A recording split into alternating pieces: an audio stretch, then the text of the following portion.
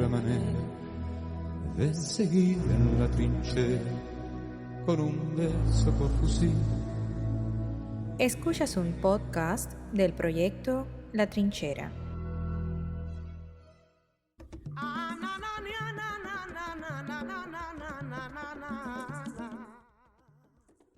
Un saludo a quienes nos escuchan. Yo soy Miguel Alejandro Hayes y este es El Solar. Para quienes sintonizan por primera vez este espacio, El Solar es un podcast para hablar de temas no comerciales, es un podcast para hablar de temas metatrancosos.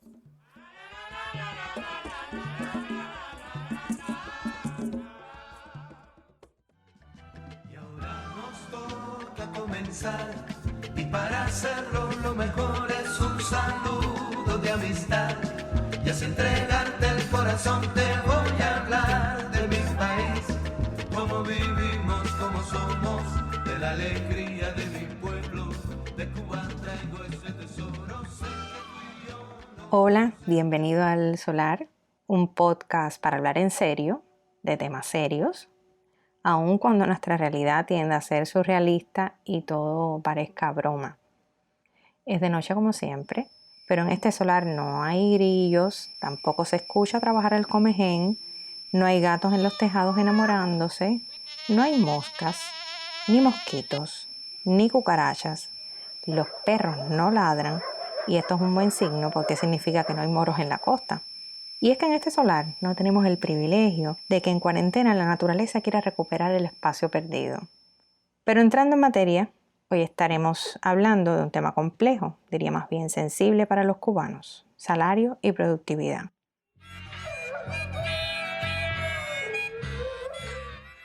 Y si los perros no ladran, es también una señal de que no cabalgamos. Frase que no viene de Cervantes y sí de Rubén Darío, frase que empleaba cuando se burlaban de su mestizaje, que a su vez la tomó del poema Ladran de Goethe. A mi lado no, cada uno en su cuarto. El hombre que odiaba a los perros, Miguel Hayes. Buenas noches, Silvia. Buenas noches a los amigos que nos escuchan. Gracias por presentarme. Miguel, hoy vamos a estar hablando de un tema un poco espinoso, ya lo decía al principio, salario y productividad en Cuba. Es así, Yo creo que es así. espinoso. Como el marabú. Como marabú, el aroma y muchas cosas que son espinosas ahora mismo. Dijo con indignación la vaquita piquirigua: no salgo de esta manigua y aunque me cubran de oro, no salgo de esta manigua y aunque me cubran de oro, a mí que me den el toro para seguir a la antigua. Desde el año pasado, con el recrudecimiento del embargo, el bloqueo, he oído a muchos de nuestros principales dirigentes hacer un llamado a elevar la productividad en Cuba y la necesidad de reducir importaciones. Recuerdo con una intervención que se hizo popular de Machado Ventura. Todo lo que él dice se hace muy popular en Cuba. Sí, y ese específicamente era en relación con la producción de alimentos, en una de esas tantas asambleas que se hacen por la NAP, por el país. Es la misma todos los años. La sacan y la guardan. Él pedía elevar la producción, incrementar la siembra, sobre todo del maíz para los animales o del tabaco y las frutas para la exportación. Recuerdo que se hizo popular porque regresaba la idea del uso de los bueyes para trabajar la tierra y limitar el consumo de combustible de los tractores. Y a mí eso me recordó a un primer secretario del partido que tuvo Pinar del Río, que se llamó Fidel Ramos, que en los 90 decía: estamos viviendo un proceso de destractorización. Y era más o menos lo mismo. O sea, lo que te quería preguntar era que cómo es posible que pidan una mayor productividad, una mayor producción, en este caso de alimentos, en el país, y que a la vez estén haciendo un retroceso hacia el empleo de los animales en la producción. Eso no es contraproducente. ¿Se va a lograr realmente una mayor producción, una mayor productividad? Bueno, yo creo, primero, veo que hay un ciclo ahí de división técnica del trabajo animal, maquinaria, ser humano, animal, En el último eslabón está el animal que ala la tierra y en el otro extremo está el animal que toma la decisión, evidentemente. Y de eso, bueno, chica, eso no sé, ahora me ha dejado en shock porque jamás me imaginé que eso podía hacerse. Que ignorancia la mía, pero eso me recuerda a todas estas corrientes ludistas que existían en el siglo XIX, donde el planteamiento era destruir las fuerzas productivas, o sea, destruir las capacidades productivas, para ser exactos, los medios de producción propiamente, las maquinarias, porque son la fuente de la explotación. Incluso en el siglo XX hay algunas corrientes, no vamos a meter el Che aquí, pero sí hay una parte del pensamiento del Che que tiene que ver mucho con esta cuestión del trabajo y de liberar al hombre de la fuerza de trabajo, que cae a veces, de mi percepción, en cierta ambivalencia respecto a los medios de producción. Pero esto que estamos hablando nos lleva al tema específicamente de la productividad del trabajo, ¿no? ¿Cómo vamos a ser más productivos si renunciamos a la maquinaria? Y eso se abre en muchas aristas, según la economía política clásica. Estoy hablando ya de su punto cumbre con Marx, incluso la economía política de manual soviética, incluso en esa. Estaba pensando ahora en el Rosenthal y Luding, un libro que no le recomiendo a nadie que nos esté escuchando que se lo lea, que existe, que está ahí. Y incluso en el Rosenthal y Luding, que es un buen espécimen de literatura soviética, de economía política soviética, se habla de que las tres variables, digamos, fundamentales de la productividad del trabajo son el grado de destreza del que produce, la organización social de la producción y el desarrollo técnico de la maquinaria, de los medios de... O sea, el desarrollo técnico de los bueyes en este caso. Exacto, entonces, a ver, yo no dudo que, digamos, en China tengan unos bueyes ya entrenados, amaestrados, unos bueyes comprometidos con el liderazgo del Partido Comunista Chino y con la continuidad de China como imperio del centro. China en chino significa imperio del centro y son 4.000 años dándole lecciones al mundo de unas cuantas cosas. Ellos sí pueden ser continuidad. O sea, ellos pueden ser continuidad. Y esos bueyes a lo mejor ellos los tienen. O sea, no dudo que para un buey más efectivo que la maquinaria probablemente, pero no son los bueyes de nosotros.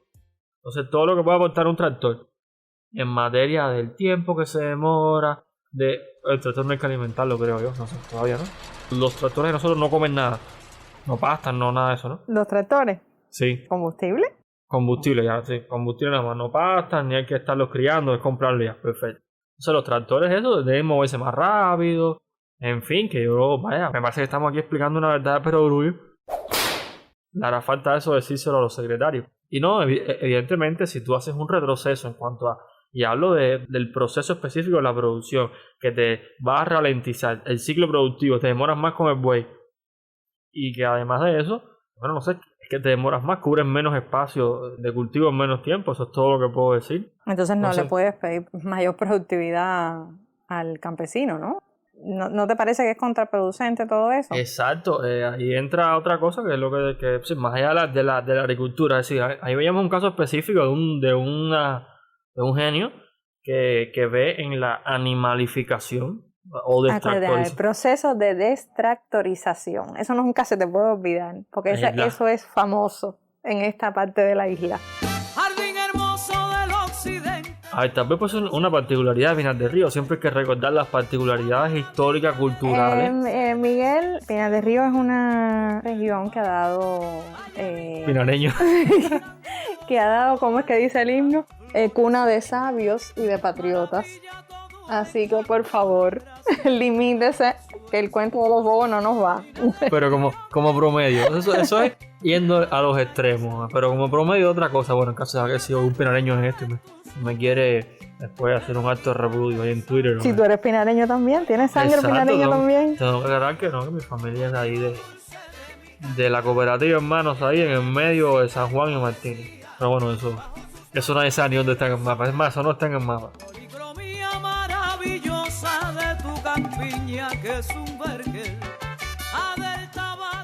Bueno, volviendo a esto, sí, la productividad, el discurso de la productividad en Cuba es improductivo. O sea, más allá de este caso específico de la agricultura, no sé si tú lo recuerdas, pero lo veo todo el tiempo. O sea, lo mencionaste, pero yo lo veo más que en un discurso, lo veo todo el tiempo. Los discursos de Machado Ventura y gente que se le suma, ¿no? Incluso académicos, lo he visto en académicos cubanos, en Cuba Debate, por ejemplo, diciendo que el tema de la productividad es que hace falta que la gente trabaje más.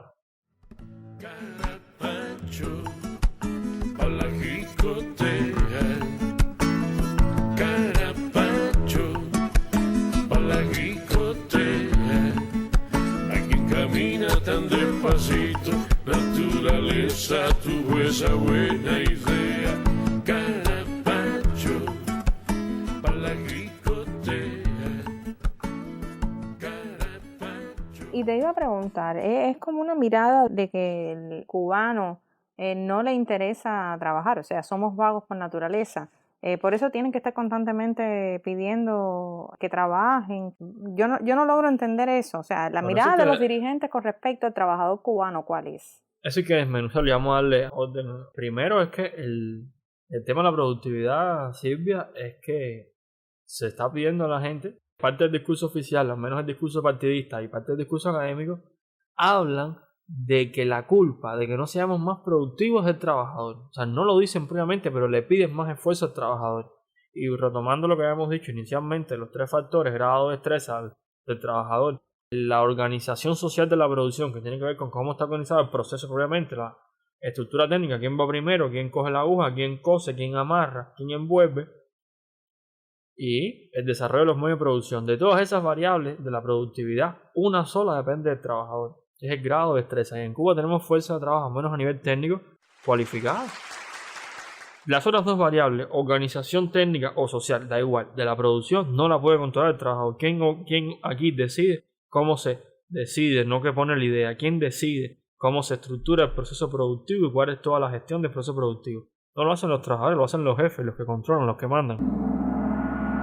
Y la capacidad de invertir, pues cómo se accede, cómo se obtienen nuevos medios de producción más productivos, valga la palabra. Si quién puede invertir, quién puede comprar. Las direcciones, incluso a veces eso no es una competencia ni en la UEB ni en la empresa. Hay montos de inversiones específicas que tienen que aprobarlas la dirección de la OSDE, en algunos casos. Entonces no está en manos del Disculpa, la trabajo. OSDE, Organismo Superior de Dirección Empresarial. Es la máxima instancia del sistema empresarial cubano. Entonces no depende del trabajador directamente, a veces ni depende de los jefes directos del trabajador, las 2 variables esenciales que hacen que los procesos productivos sean más... productiva la palabra del podcast. Y enganchándolo con lo que me estás diciendo de que seamos vagos o no seamos vagos, Silvia, ese es otro tema. Hay la teoría, uno de los postulados de la economía neoclásica, específicamente postulados planteados por Marshall, el profe de Keynes, es que el desempleo, o sea, de aquella idea, se producía el enfoque de que el desempleo es algo voluntario, porque esas teorías decían que la gente trabaja o no trabaja en dependencia de que le sea más útil. Si esa era la teoría, o sea, era que si la utilidad marginal de no trabajar es mayor que la utilidad marginal de trabajar, simplemente no se trabaja.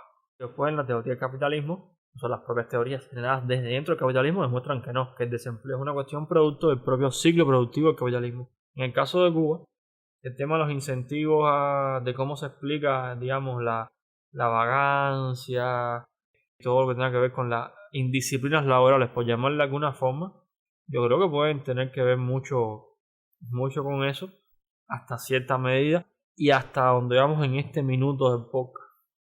Hasta donde vamos. A mí me recuerda eso el ensayo de José Antonio Saco de Memorias de la Vagancia en Cuba.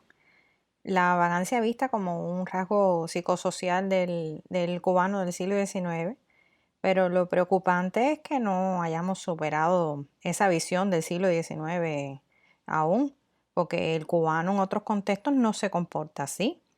Cuando hablamos del cubano en Estados Unidos, la comunidad de la Florida levantó Miami, le dio vida a los terrenos pantanosos e inhóspitos que era la Florida, hizo a Miami crecer económicamente.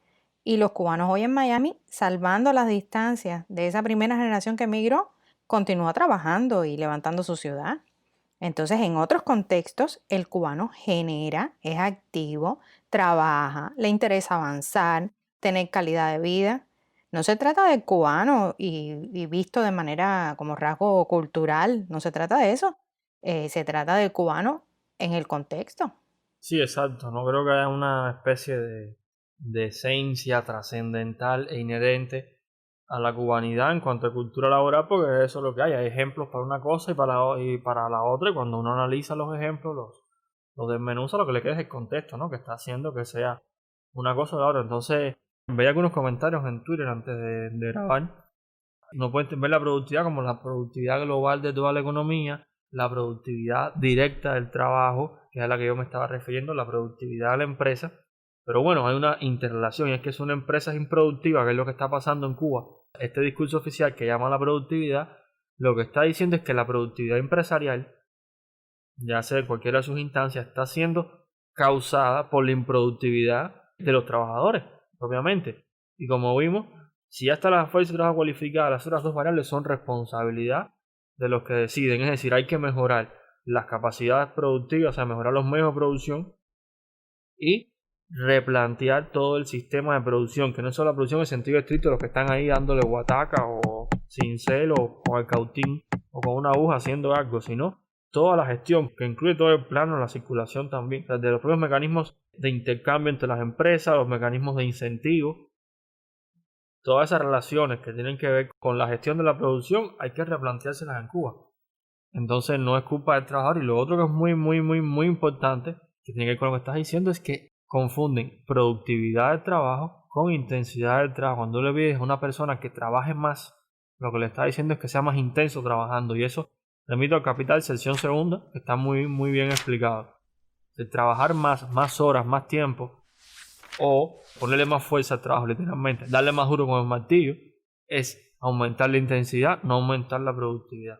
O sea, cuando tú ubicas o pones la productividad en manos del hombre, por encima de lo demás, o sea, de los encadenamientos productivos, etcétera, o la mejora de las condiciones de los medios de trabajo, y tú lo ubicas en el hombre, lo que estás es obligando al hombre a trabajar más.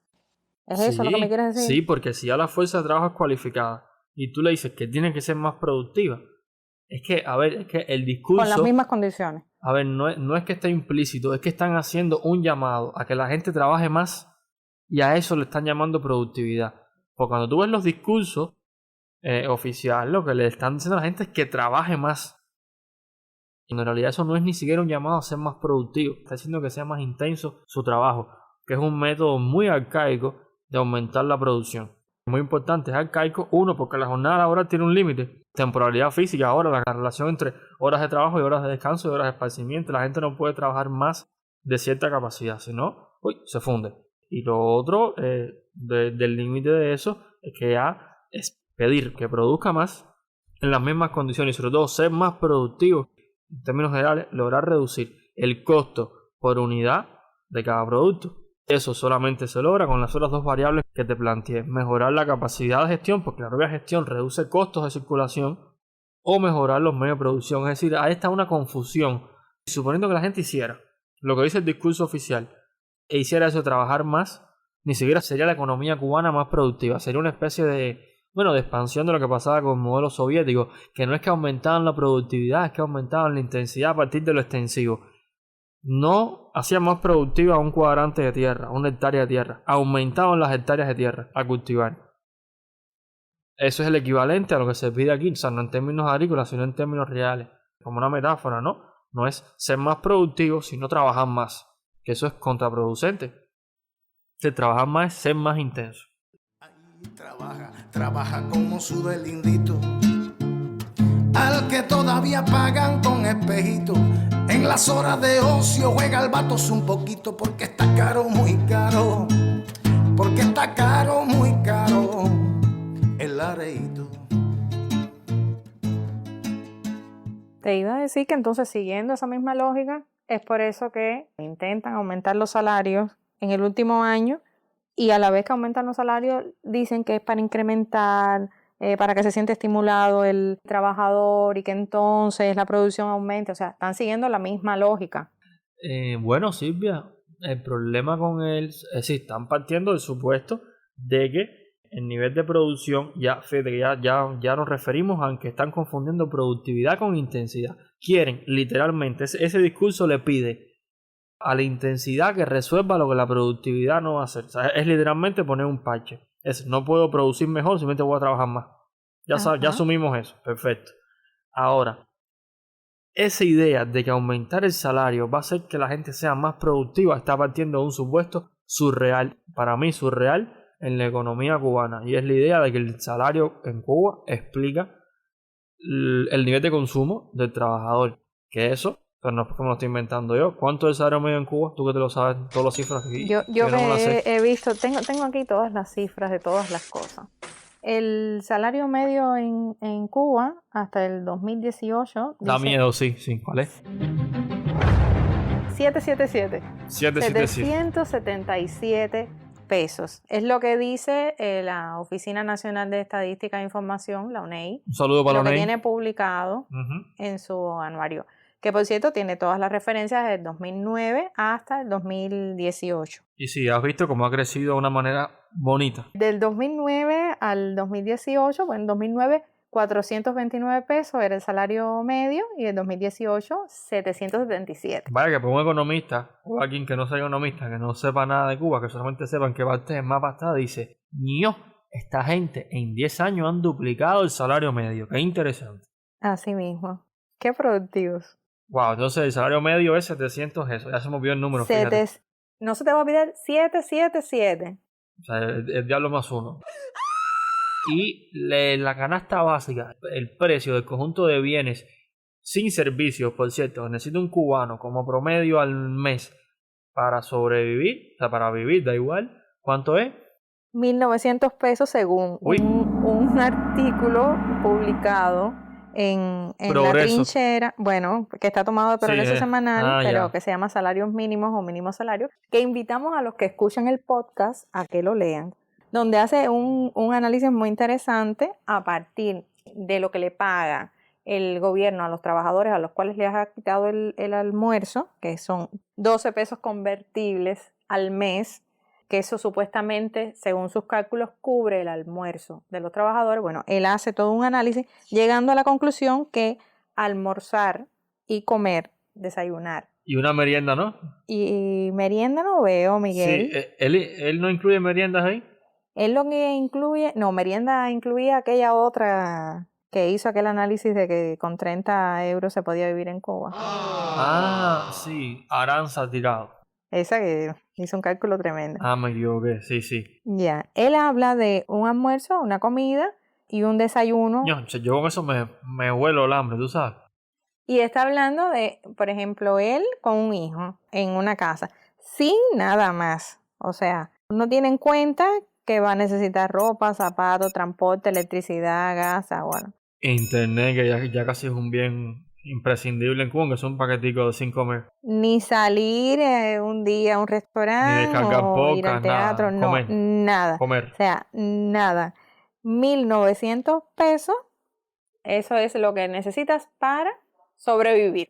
Un salario medio en Cuba es como mínimo la mitad de una canasta básica más o menos decente, más que menos.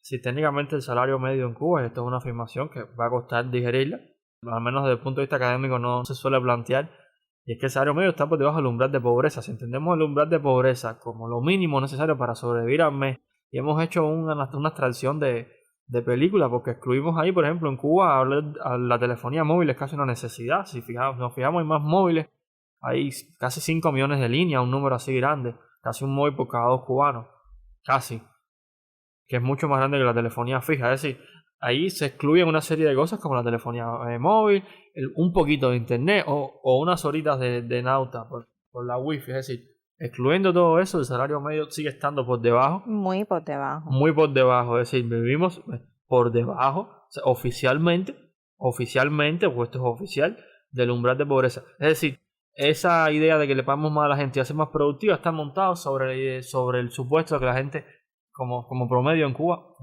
siempre como promedio, como generalidad, como macroagregado, el macroagregado que es remuneración de salario, pueden ver el sistema de cuentas nacionales, que eso explica el nivel de consumo de la población. Realmente no, en Cuba, si nos adherimos a la teoría de Milton Friedman, sí, ese mismo, neoliberal, pero es una cosa muy buena, que los salarios, el nivel de consumo, se explican a partir de lo que él le llamó el ingreso permanente, que es algo así como que la gente consume. Eso lo hemos mencionado en otros podcasts, ¿no?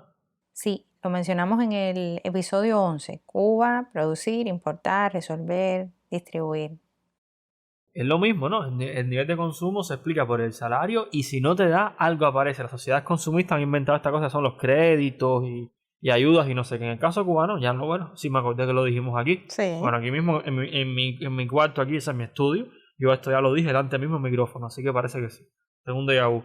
En Cuba se llama invento y le llamamos convencionalmente en este podcast invento. No es solo lo ilegal, también es lo alegal. Y son una serie de cosas que están ahí en el limbo y con el pie para el lado de allá. Y eso es lo que explica la otra parte del consumo. Hablamos de las remesas, pero quedamos con la conclusión de que no, pues las remesas realmente en Cuba, los estimados son entre 2.000 y algo millones. Cuando eso lo divides entre los casi 12 millones de cubanos que somos, o 12 millones, y lo llevas a mensual, ¿no? Te da una cifra que no llega ni siquiera a cubrir la mitad todavía de esa canasta necesaria.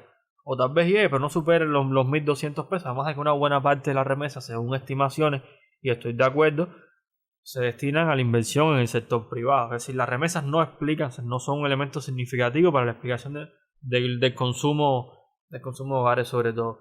La otra cosa es el invento.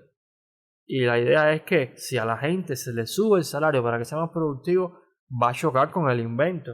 Si la gente no está viviendo realmente de ese salario nominal que está puesto en un papel, sino ese salario nominal más el invento. Cuando digo la gente, no es que diga que todo el mundo, sino, insisto, como macroagregado, como generalidad, como sociedad se vive así. Si no me das lo que me toca, no me quites lo poquito que tengo. Quieres imponer tu razón, vamos a ver, pero no me des por menso. Si la vida es un cachumbambe, un ratico arriba y un ratico abajo, contigo se fumó la gravedad, porque no levanto ni con saco.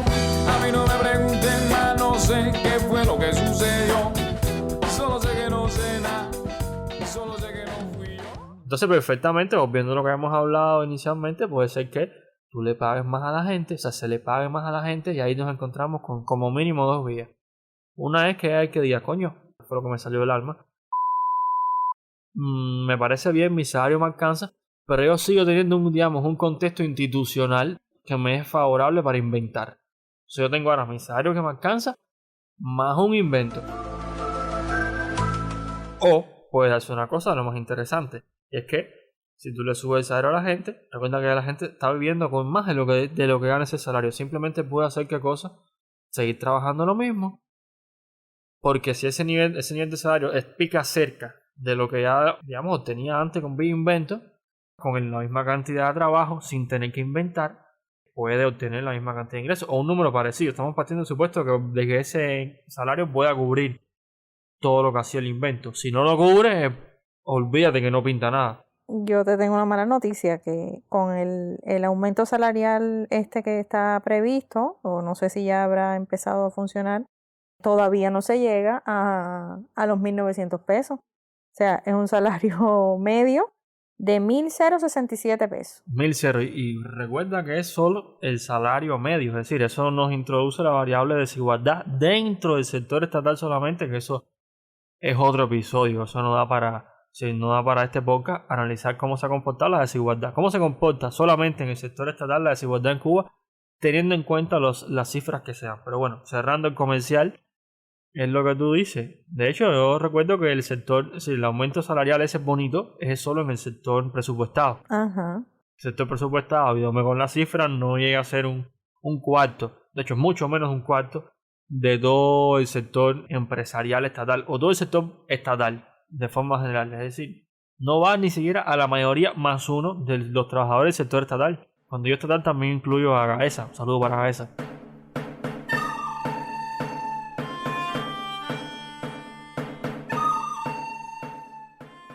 Te encanta Gaesa. Sí, siempre. Como te gusta pinchar a Gaesa. Qué cariño por Gaesa. Amor está escuchando el podcast. Bueno, lo voy a escuchar cuando salga. También les voy a mandar un saludo a la gente de Gaesa, y ojalá un día podamos tener al gerente superior y todopoderoso de Gaesa en el solar. Pues sería un honor tenerlo aquí. Para que te explique cuál es el funcionamiento estratégico. No, para colaborar todos juntos. Vamos a colaborar a ver cómo transparentamos la gestión de Gaesa. Palabra de transparentar, o sea, es una mala palabra, casi. Si Burundanga se come mondongo y mondongo la tonga que manda la monga. Si Burundanga se sube la manga, se come su mango y se va pa' la conga. Si Burundanga prefiere malangas y polvo rezonga, si llueve se empanga. Si Burundanga parece mandingue y le encanta el merengue que bate la bunga. Que sanga tan dongo, que dongo tan sanga, que sanga dongo más Burundanga. Te quería preguntar, ¿y cuando se aumenta el salario, no se produce una inflación en Cuba? Oye, tú sabes que ese es el cuento de siempre. Oye, pero la inflación daría para otro podcast, pero la vamos a resumir ahora. A mí me parece, no estoy seguro, que la palabra inflación se usa, bueno, como todo lo que... Todas las palabras se popularizan de una manera increíble y terminan siendo usadas para cualquier cosa. Y tanto la inflación ya es una consigna, y primero que teóricamente la inflación no es cualquier aumento de precio. O sea, un proceso inflacionario es un proceso que en un periodo de tiempo determinado, corto, los precios están desubicados, están vueltos locos, para arriba, para arriba y para arriba. Y un proceso inflacionario, según mi percepción, no lo he visto en ningún especialista, he visto en algunos casos, y seguro aquí lo he escrito porque es algo que resalta mucho, los procesos inflacionarios van acompañados de crisis políticas, inestabilidad política, porque los precios de la economía son los que te dicen el nivel de vida, y el nivel de vida de la gente cuando se vuelve loco, en el sentido que se dispara de una manera que es insostenible y que no se puede contener y que se nota un caos, se desatan crisis políticas. Estamos hablando por lo menos en culturas occidentales. Tendrás un proceso inflacionario, hay una gran inestabilidad política. Tengo el caso de Venezuela, estaba pensando en esa locura que fue Alemania entre las dos guerras mundiales, bueno, durante la guerra también. Pero todos los procesos inflacionarios de Alemania que condujeron no solo a la crisis política, sino al fascismo como ascenso. O sea, no estoy diciendo que la inflación genere fascismo, sino que inestabilidad política. Y aquí en Cuba, de hecho, no tenemos procesos inflacionarios teóricamente hablando, tenemos precios altos, no hay crisis de inestabilidad política. De hecho, hay inercia política, básicamente. Pero bueno, no es solo eso, es que volvemos a la idea de los precios, ¿no? La teoría clásica de la inflación, teoría cuantitativa del dinero de toda la vida, plantea que manteniendo constantes los productos de circulación y aumentando el nivel de dinero en circulación, ¿qué pasa? Aumentan los precios. Eso es tan viejo como cuando España llenaba la metrópoli del oro que traía América. Los españoles, como siempre, la cultura es vago. Saludos para la gente de España. De ahí nos viene. De ahí nos viene. Llegaba a España, ¿no? Con todas las flotas esas llenas de oro, de que cargaban de aquí barato, bueno, oro por baratijas. Oro por baratijas, qué abuso, qué trueque tan desigual. Que cargaban de aquí de las Indias, que no eran indias nada. Y metían eso ahí en los reinos locos de ellos y nada, se formaba, aumentaban los precios. O sea, son lo que algunos economistas tienen registrado como los primeros procesos inflacionarios en la historia capitalista e incluso precapitalista. Sí, eso tiene sentido siempre y cuando vamos al mismo supuesto que no se cumple. La gente en Cuba viviera el salario, es decir, el que gana, digamos, 500 pesos y llega a los 1900 vía invento, ya está percibiendo 1900, es decir, ya le está comprando como si ganara 1900 o más, que la gente va a muchos lugares por ahí y hace otras cosas y además consume internet. Es un poco más de dinero como macroagregado. Es decir, ya ese dinero está en circulación. O sea, literalmente, en el mundo ideal sería preguntarle a cada persona cuánto inventa. Sí. Y decirle, está bien, te voy a pagar eso mismo. Pero bueno, nos vamos a salir de la fantasía. El invento es esa parte del ingreso, de lo que se produce, que te corresponde como trabajador, que legalmente no te toca, pero que la gente se apropia de ella por vías, digamos, deportivas. Y entonces la medida más o menos, una de las medidas, para ser exacto, puede ser esa. La norma de inventos. Chivo que rompe tambo, con su pellejo paga. Chivo que rompe tambo, con su pellejo paga. Y lo que es mucho peor, que el chilindrón acaba. Y lo que es mucho peor, que el chilindrón acaba. O sea, vamos a hacer una encuesta nacional. Sí. Para poder medir. Salario nominal más invento te da a grandes rasgos el consumo de la gente. Bueno, nada, eso. ¿Hasta dónde se pueden subir? No, desde el punto de vista de la inflación, hasta ahí. Hasta más o menos lo que da el invento. De ahí para allá sí puedes generar un proceso inflacionario porque estás realmente poniendo en circulación más de lo que se consume. El problema es que lo que se consume, se piensa que lo que se consume solamente es ese salario que está en papeles. y que registra la ONEI. No, lo que se consume es mucho más que eso. Por tanto, puede ir monetariamente, o sea, hacer un reconocimiento legal del nivel de ingreso, o sea, es legalizar parte del invento. Por muy extraño que suene ahora mismo, desde el punto de vista del monto de dinero, sería eso. O sea, pagar eso como salario se puede dar hasta ahí, sin que ocurran procesos inflacionarios. ¿Y hasta dónde se pueden subir los salarios? Bueno, los salarios en Cuba se pueden subir a nivel, o sea, viéndolo desde el punto de vista de los macroagregados y desde el punto de vista ya de las unidades productivas específicas, hasta donde no afecte los niveles de ganancia empresarial. ¿A qué me refiero con eso? Una unidad productiva de algo o comercial de algo, los trabajadores ganan una cantidad de dinero, los trabajadores inventan, les va bien inventando y la empresa cumple el plan de producción, lo sobrecumple y es rentable. Hay una relación, yo la recuerdo desde Adam Smith, Ricardo la sistematiza un poco, entre salario y ganancia. O sea, la ganancia empresarial, que en este caso es propiedad de la empresa estatal, da igual de quién sea, y el salario, bueno, obviamente del trabajador. Fíjate que ellos inventan una unidad específica de producción o comercial, lo que sea, inventan, y aún con el invento, esa empresa, esa unidad sigue siendo productiva. Quiere decir que se puede, desde el punto de vista económico. Habría que sacudir todo el ecosistema jurídico que está detrás, llevarlo solamente desde el punto de vista de la economía clásica, que es las relaciones económicas entendidas como totalidad, y es que se puede subir el salario hasta ese punto. El salario hasta el punto que no afecte la ganancia. Ya esto viéndolo ya de una aplicación práctica en cada unidad productiva. Se puede subir hasta ahí porque de todos modos están inventando y no dan pérdida. Si donde se inventa y no da pérdida, el salario puede llegar hasta ese nivel. Insisto, desde el punto de vista económico, cuando uno le mete la legalidad a eso, se faltan muy buenos juristas, me imagino, que hagan toda la transformación del sistema de legislación, toda la legalidad que envuelve el salario actual. Pero desde el punto de vista económico se puede. Se puede porque es lo que se está haciendo realmente. O sea, no es que yo me lo estoy inventando, es que es lo que está pasando en la economía cubana. Es lo que pasa, lo que tiene es que el marco legal no lo favorece, pero desde el punto de vista económico no afecta la lógica económica, o sea, no afecta el rendimiento empresarial. O mejor dicho, donde no lo afecte sí se puede subir el salario. Pero tampoco es que aquí la gente está ganando lo último y la empresa está que no pone la contabilidad de la empresa. No. Siempre que sea rentable, la empresa de ganancia puede mantenerse subiendo su salario de los trabajadores, que de todos modos van a encontrar la vía de generar eso. Es decir, es lo mismo lo que en uno es bajo un régimen laboral de, digamos, inseguridad jurídica, y la otra sería con seguridad jurídica. Evidentemente no es inventa que te autorizo, ¿no? O sea, habría que a la hora de la práctica reorganizar muchas cosas de forma tal que, porque bueno, son muchas veces un ingreso que no está captando la empresa, ¿no?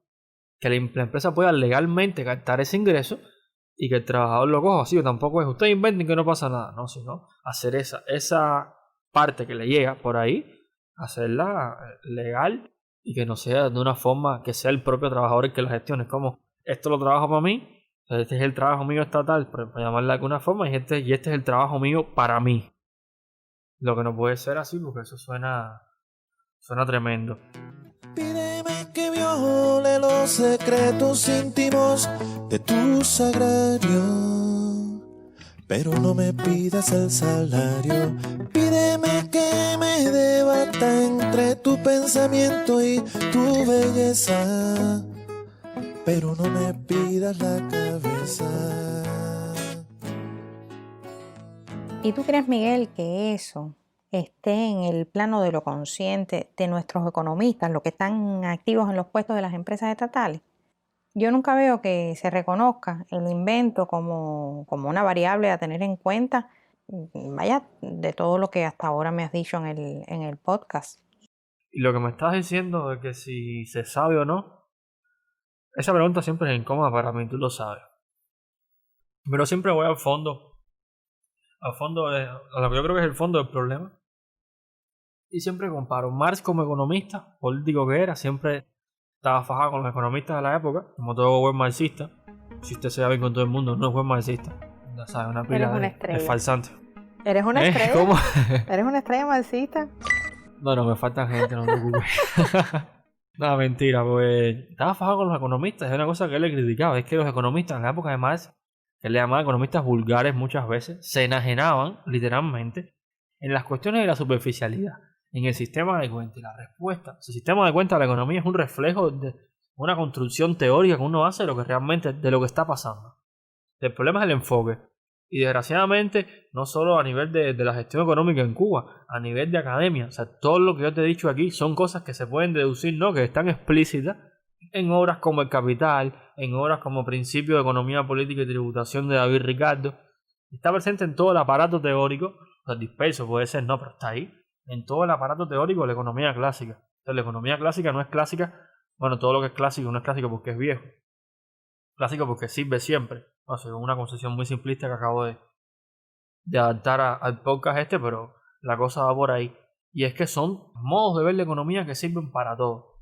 Cuando uno se apropia de esas economías clásicas puede hacer, o sea, no sé, algunas cosas muy técnicas como el mundo financiero, si no puede hacer inferencias técnicas muchas veces, pero sí puede generar una cosmovisión que te permita replantearte el problema. La economía cubana se gestiona con la solución más fácil, no digo más fácil, es la que se genera todo el tiempo, ¿no? Dentro de los discursos académicos y hegemónicos. Salario y productividad, eso es lo que te diría el sentido común.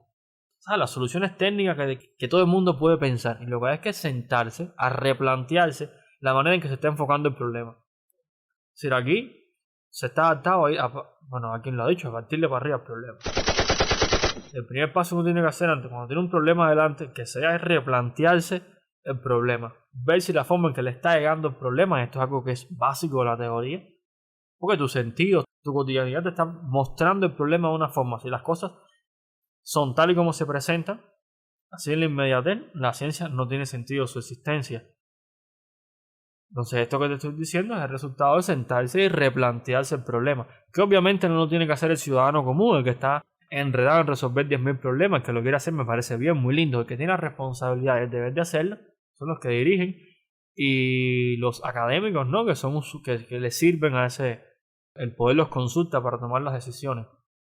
Si una sociedad como esta, con problemas sistémicos y crónicos, necesita enfoques, o sea, modos de pensar los problemas que sean sistémicos, o sea, que abarquen. No es cómo yo muevo para aquí un trabajador o un trabajador para allá, suponiendo que sea así, ¿no? O sea, no es vamos a trabajar más y resolvemos el problema. No es vamos a hacer unos ajustes contables y resolvemos el problema.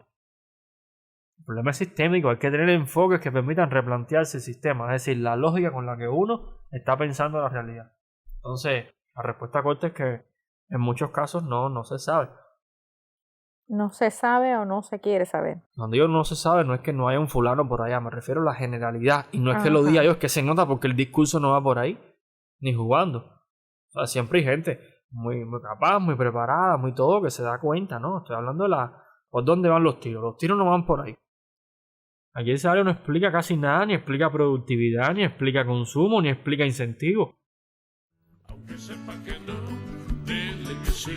Si lo contradices, peor para ti. Gran, gran,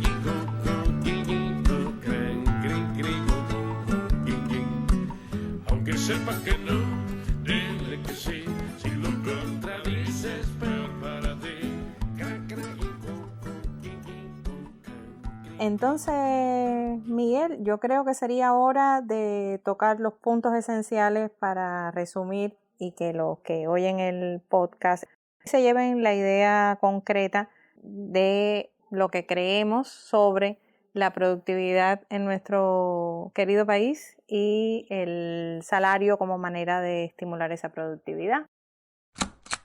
Bueno, lo primero es que la productividad, o sea, la productividad del trabajo, es como se ha dicho ya bien, ¿no? Bonito. La productividad del trabajo, entendido el trabajo desde el punto de vista de que está trabajando, pero bueno, eso se mide por unidad productiva. Entonces, tomando como unidad de análisis las empresas, la productividad del trabajo depende de 3 variables: el grado de destreza del trabajador, organización técnica y social, incluido las 2 de la producción, que esto tiene que ver con cómo se estructura y se gestiona la producción, y el desarrollo de los medios de producción. La técnica, en fin, medio de trabajo, las herramientas, todo lo que uno quiera poner en eso. El trabajador directo solamente controla la primera, todo lo demás, las otras 2 variables dependen de la dirección, del poder político, de cualquier cosa menos del trabajador.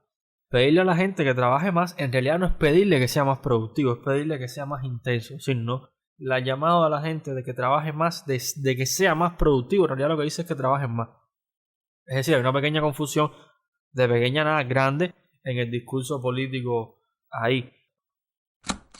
Eso nos lleva, ¿no?, a la productividad. ¿Qué ocurre? ¿Qué está ocurriendo la productividad, el tema de los salarios. Y es que la idea también es que no se puede no ser más productivo porque no se paga más, y no se paga más porque no se es más productivo. Tomemos en la primera parte de la cadena. Hay que pagar más para ser más productivo. Y eso nos lleva a la cuestión esta de que eso está pensado desde el supuesto de que el salario nominal explica los niveles de consumo. A los niveles de consumo no explicarse en buena medida, en algunas personas casi nada, su salario explica el nivel de consumo. Entonces, de forma general, como macroagregado, el macroagregado remuneración de asalariados no explica. Cuando no explica es que a través de él no se realiza buena parte del consumo personal, del consumo de hogares, que es la partida del sistema de cuentas nacionales. El incentivo que puede representar un aumento de salario respecto a la producción, que ya vimos que no va a ser respecto a la productividad, sino a la intensidad, o sea, que la gente trabaje más, no tiene por qué hacer ningún efecto.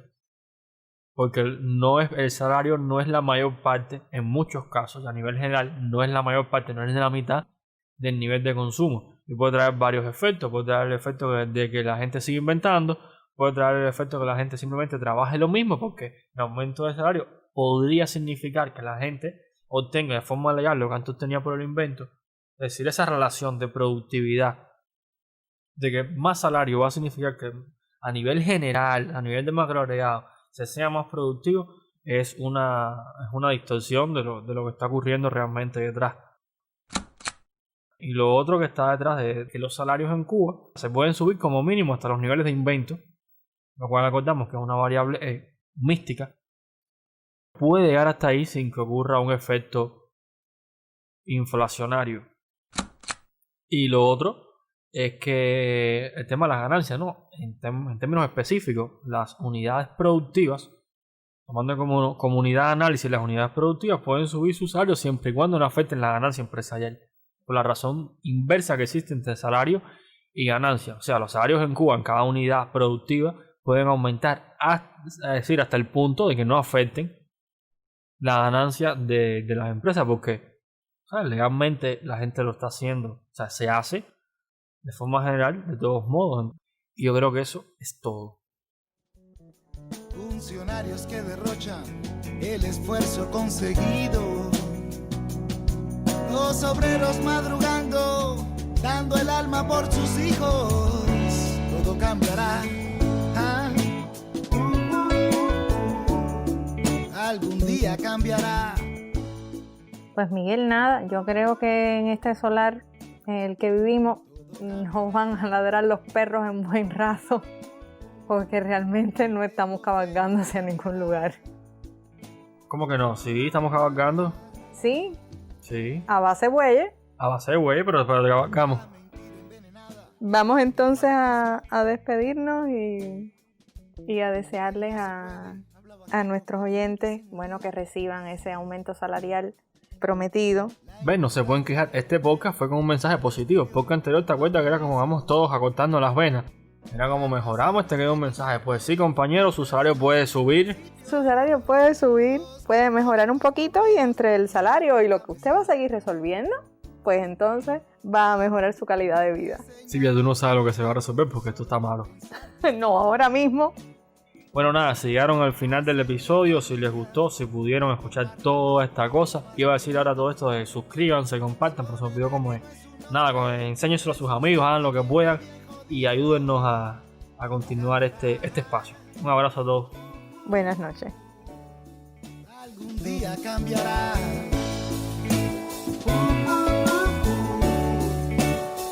Todo cambiará. A mí no me tocan tus disparos, yo ando de blindado en la caravana. A mí no me chocan tus manos, yo ando un corazón antibala. A mí no me tocan tus disparos, yo ando de blindado en la caravana. A mí no me chocan tus manos, yo ando un corazón antibalas. La rumba la traigo yo.